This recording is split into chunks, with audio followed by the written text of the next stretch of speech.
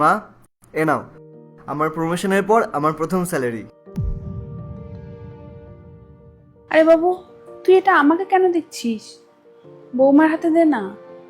মা, আমি যখন প্রথম স্যালারি পেয়েছিলাম সেটা যেমন আমি তোমাকেই দিয়েছিলাম, তাই আমি চাই আমি আমার প্রমোশনের পর প্রথম স্যালারিটা তোমাকেই দিই। প্লিজ তুমি এটা নিয়ে নাও, বারণ করো না, আমি মন থেকে এটা চাই। খুশি থাক বাবু, অনেক উন্নতি কর জীবনে।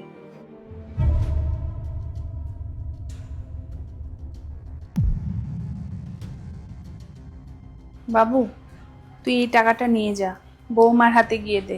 না না, তুমি রাখো মা, আমি গিয়ে ওর সাথে কথা বলছি। পায়েল, এগুলো কি হচ্ছে? কি আবার হবে?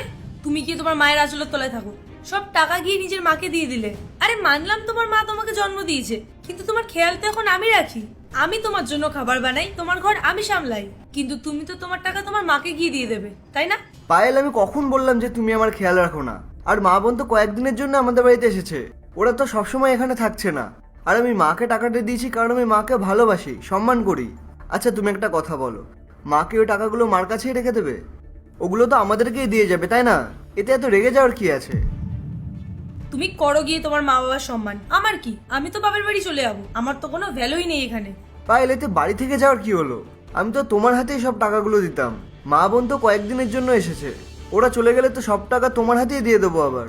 এখন আর রাগ করে থেকো না প্লিজ, তাড়াতাড়ি খাবার বানাও, খুব খিদে পেয়েছে। হ্যাঁ, খাবারই তো বানাবো। ফ্রিতে কাজের লোক পেয়ে গেছো না?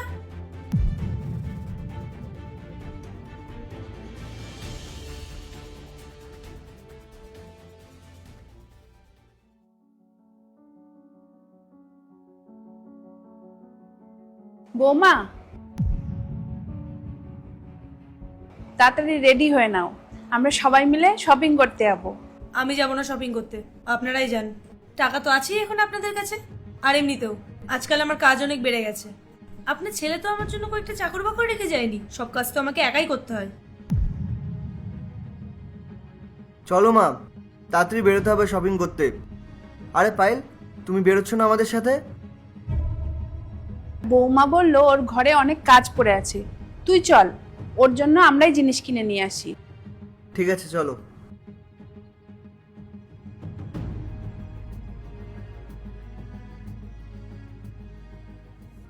অনেক হয়েছে মা, আমি আমার শ্বশুর বাড়িতে আর 1 মিনিটও থাকতে পারবো না। আমি বাড়ি চলে আসছি।